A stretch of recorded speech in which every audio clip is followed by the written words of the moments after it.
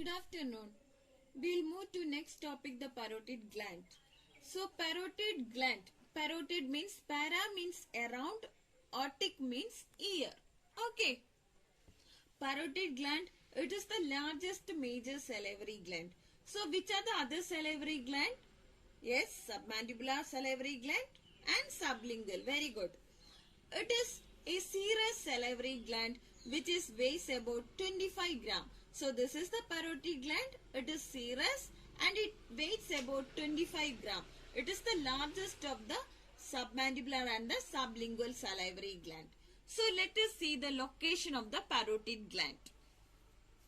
The parotid gland lies in the pyramidal fossa, which has the following boundaries. So here anteriorly we know that this is the mandible. So which part of the mandible here? Ramus. Very good. So anteriorly ramus of the mandible. Posteriorly we know that we are having the mastoid process. Okay. So which muscle it is? Yes, sternocleidomastoid. Very good. This is the sternocleidomastoid. So posteriorly mastoid process and sternocleidomastoid. So what about the superiorly? It is external aquastic meatus. Okay, this forms the boundary of the parotid gland. So once more, anteriorly we know that ramus of the mandible, posteriorly mastoid process and sternocleidomastoid, superiorly external aquastic meatus. Next, parotid capsule. The investing layer of the deep cervical fascia, it forms the parotid capsule. The fascia will split into two parts. You can see here it split into two to enclose the gland. So one is the superficial lamina and the other one is the deep lamina. The superficial lamina, it is attached to the zygomatic arch. The deep lamina, this is the deep lamina, it is attached to the styloid process and the tympanic plate of the temporal bone. So the deep lamina extending between the styloid process and the mandible is thickened. So in this part it will thicken to form stylomandibular ligament. The stylomandibular ligament, it separates the parotid gland from the submandibular salivary gland. So while coming to the external feature, the gland, it resembles a three-sided pyramid. So it looks like a pyramid. It got an apex. So this is the apex. This is the base or the superior surface. It got three surfaces: superficial surface, anteromedial surface, posteromedial surface. And it got three borders. This is the anterior border, posterior border and medial border. So the apex, it projects downwards. This is the apex, it projects downwards, overlapping the posterior belly of the digastric. Here we are having the posterior belly of the digastric and it reaches the carotid triangle. So which are the structures that is emerging out from the apex? Cervical branch of the facial nerve. You can see the cervical branch of the facial nerve and you can see the retromandibular vein. These are the two divisions of the retromandibular vein. You can see the anterior and the posterior division of the retromandibular vein here. The base, this is the base. It is concave and it is related to the external aquastic meatus. Here you can see the external aquastic meatus and posterior aspect of the temporomandibular joint. So which are the structures that is emerging from the base? Here you can see the superficial temporal artery and its vessels and auriculotemporal nerve. Okay, is it clear? The base, it is concave, it is related to the external aquastic meatus and posterior aspect of the temporomandibular joint, and the structures that is emerging from the base, that is the superficial temporal artery and vein, and you can see the auriculotemporal nerve. The auriculotemporal nerve, it is the branch from the mandibular nerve. Okay, it is the branch from the mandibular nerve that is in the posterior division of the mandibular nerve. And superficial temporal artery, it is the terminal branch of the external carotid artery. Is it clear?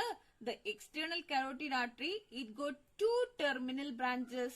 That is, one is the superficial temporal artery and the other one is the maxillary artery, which you can see it in the infratemporal fossa. Okay, is it clear? So next, while coming to the surfaces. First one is the superficial surface. So it lies between the anterior and the posterior border. So it is covered by the skin, superficial fascia, and in the superficial fascia you can see the greater auricular nerve, parotid lymph nodes and platysma muscle. So these are the structures that is coming from the superficial surface. You can see the skin, superficial fascia containing the anterior branch of the greater auricular nerve, parotid lymph nodes, parotid fascia and the platysma muscle. So next, while coming to the anteromedial surface. Lastly, we have gone through the superficial surface. Now we are going to listen the anteromedial surface. Anteromedial surface means it lies between the anterior border. This is the anterior border and this is the medial border. So between the anterior border and the medial border, we are having the anteromedial surface. It is deeply grooved. It is deeply grooved by the posterior border of the ramus of the mandible. It is related to the masseter muscle. Here you can see the masseter muscle, medial pterygoid, posterior border of the ramus of the mandible and lateral aspect of the temporomandibular joint. So triple M, you can remember by triple M, masseter, medial pterygoid, ramus of the mandible. That is the posterior border of the ramus of the mandible, lateral aspect of the temporomandibular joint. So structure passing through the anteromedial surface, it is the maxillary vessels. So what is the structure that is passing through the anteromedial surface? It is the maxillary vessels. So now let us see the posteromedial surface. Posteromedial means between the posterior and the medial border. We know that in the posterior part we are having the mastoid process. Okay, here we are having the mastoid process. This is the sternocleidomastoid. And we know that the posterior belly of the digastric is attached to the mastoid process. And styloid process and styloid group of muscles are there in the posteromedial surface. So which are the muscles that attach to the styloid process? Stylohyoid, styloglossus and stylopharyngeus. So which are the structures that is passing through the posteromedial surface? Facial nerve and the trunk and external carotid artery. Okay, got it? Facial nerve, trunk and external carotid artery. So we had gone through three surfaces. So which are the three surfaces? Superficial surface, anteromedial surface and posteromedial surface. So once more I am explaining just a brief explanation of the parotid gland external features. It got a base, apex, superficial surface, anteromedial surface and posteromedial surface. Okay, so apex is facing downwards. We know that anterior and the posterior division of the retromandibular vein, cervical branch of the facial nerve, base is having the superficial temporal vessels and auriculotemporal nerve. Okay, so now let us see the anterior border. Anterior border, it separates the superficial surface from the anteromedial surface. It rests on the masseter muscle. So which are the structures that emerging from the anterior border? Let us see. You can see the temporal branch of the facial nerve, zygomatic branch of the facial nerve, transverse facial artery, upper buccal branch of the facial nerve, accessory parotid gland and the parotid duct, lower buccal branch of the facial nerve and marginal mandibular branch of the facial nerve. These are the branches of the facial nerve. Okay. Next, posterior border. It separates the superficial surface. This is the posterior border. It separates the superficial surface from the posteromedial surface. So we know that in the posterior part we are having the sternocleidomastoid. So it rests on the sternocleidomastoid muscle. Here we can see the structures that is passing through the posterior border. It is the posterior auricular vessels and posterior auricular branch of the facial nerve. Remember VAN. Okay. Posterior auricular vessels and posterior auricular branch of facial nerve. These are the structures that is emerging from the posterior border. So, from the anterior border, we know that the temporal branch of the facial nerve, transverse facial artery, zygomatic branch of the facial nerve, upper buccal, accessory parotid gland, parotid duct, lower buccal branch of the facial nerve, and the marginal mandibular branch of the facial nerve. Okay. Medial border. Medial border, it separates the anteromedial surface from the posteromedial surface. It is related to the lateral wall of the pharynx. So here we can see the pharyngeal wall. So the medial border, it is related to the lateral wall of the pharynx. So next, which are the structures present within the parotid gland? For spotters and all, we can ask like that. We will pin the parotid gland. We will ask that which are the structures that is present deep to the parotid gland. So from the superficial to deep, we are having the facial nerve, retromandibular vein, external carotid artery, and deep parotid lymph nodes. Okay, got it? We are having the facial nerve, retromandibular vein, external carotid artery, and deep parotid lymph nodes. So let us see one by one. The facial nerve. How the facial nerve enters to the gland? It enters the gland through the posteromedial surface. This is the posteromedial surface. Already we told that the structures that is emerging from the posteromedial surface, one is the trunk of the facial nerve and the external carotid artery. So the facial nerve, it enters the gland and it divides into 5 terminal branches which is emerging out through the anterior border. So we are having the 5 terminal branch of the facial nerve. It radiates like a goose foot. So such branching pattern, it is named as pes anserinus. So what is pes anserinus? The branching pattern of the facial nerve is radiate like a goose foot. So it named like that, pes anserinus. Retromandibular vein. The retromandibular vein, how it is formed? It is formed by the union of superficial temporal vein and the maxillary vein. Got it? The retromandibular vein, it is formed within the gland. It forms within the gland by the union of superficial temporal vein. This is the superficial temporal vein and maxillary vein unite to form retromandibular vein. In the lower part of the gland, that is in the apex, it divides into 2 divisions, anterior and the posterior division, which is emerging from the apex of the gland. External carotid artery. So the external carotid artery, it enters the gland through the posteromedial surface. This is the posteromedial surface. Along with the trunk of the facial nerve, external carotid artery is also emerging to the gland. Within the gland, it divides into superficial temporal artery. Okay. And the other one is the maxillary artery. The superficial temporal artery, it leaves the gland through its base. So this is the base. So the superficial temporal artery, it leaves the gland through its base. And the maxillary artery through its anteromedial surface. The transverse facial artery, the branch of superficial temporal artery, it emerges through the anterior border of the gland. So this is the anterior border. So the transverse facial artery, it is the branch of superficial temporal artery. Okay. It emerges through the anterior border of the gland. Got it? The external carotid artery, it enters the gland through its posteromedial surface. This is the posteromedial surface. So along with the external carotid artery, we know that the trunk of the facial nerve is also emerging to the gland. The external carotid artery, within the gland, it divides into 2. Superficial temporal artery and the other one is the maxillary artery. Superficial temporal artery, it emerges through its base. The maxillary artery through its anteromedial surface. Transverse facial artery, it is the branch of superficial temporal artery.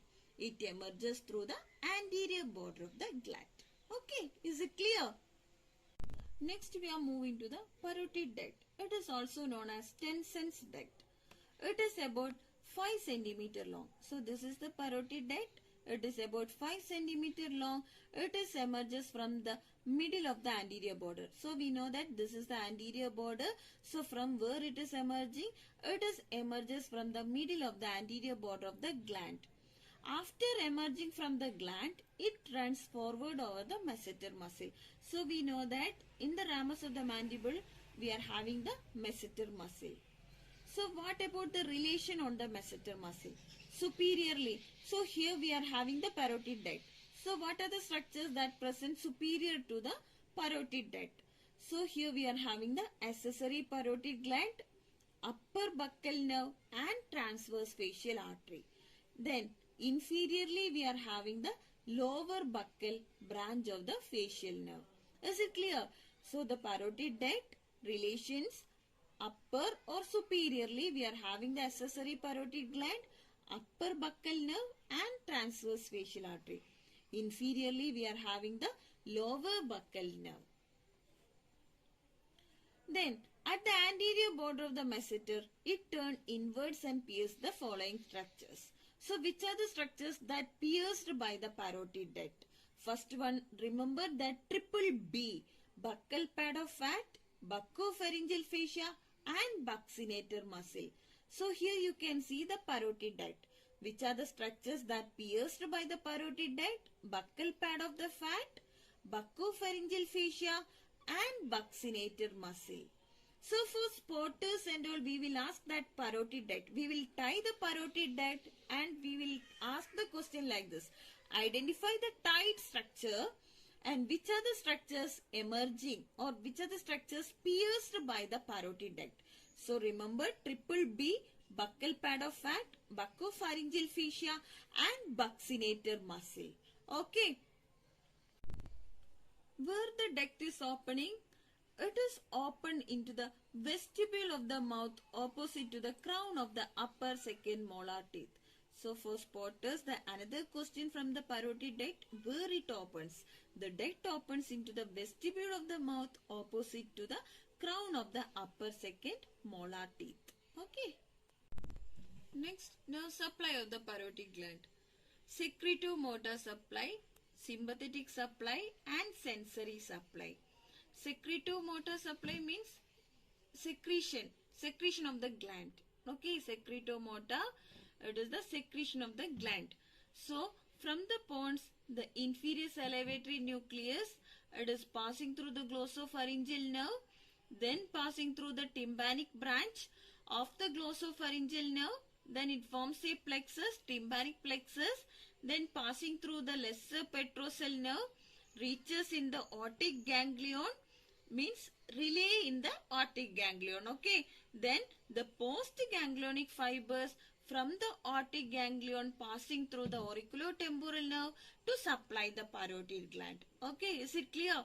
Inferior salivatory nucleus, glossopharyngeal nerve, tympanic branch of the glossopharyngeal nerve which form the plexus, the tympanic plexus passing through the petrosal nerve, relay in the aortic ganglion, and the postganglionic fibers from the aortic ganglion is passing through the auriculotemporal nerve and it supplies the parotid gland.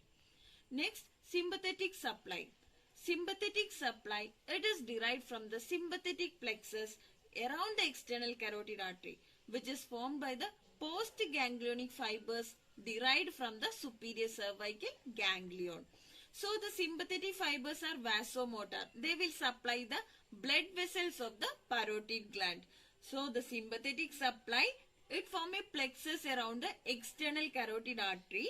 It is formed by the postganglionic fibers which is derived from the superior cervical ganglion. It supplies the vasomotor, or the sympathetic fibers are vasomotor, means they supply the blood vessels of the parotid gland. And lastly, we are having the sensory supply. Sensory supply, it is derived from the auriculotemporal nerve and great auricular nerve. Clear? So, nerve supply, three supply of the nerves: parasympathetic, sympathetic and sensory. Parasympathetic or secretomotor supply. So from where the nucleus is arrived? Nucleus is formed from the pons, that is the inferior salivatory nucleus, passing through the glossopharyngeal nerve, tympanic branch of the glossopharyngeal nerve which form a plexus, then it passing through the petrosal nerve, relay in the aortic ganglion, then the postganglionic fibers from the aortic ganglion reaches in the gland. Okay. Next, while coming to the blood supply. Arterial supply is by the external carotid artery, venous drainage by the external jugular vein. Lymphatic drainage, superficial and the deep parotid lymph node and jugulodigastric lymph node. Last, we know that the applied anatomy. While coming to the applied anatomy, first one is the parotid swelling.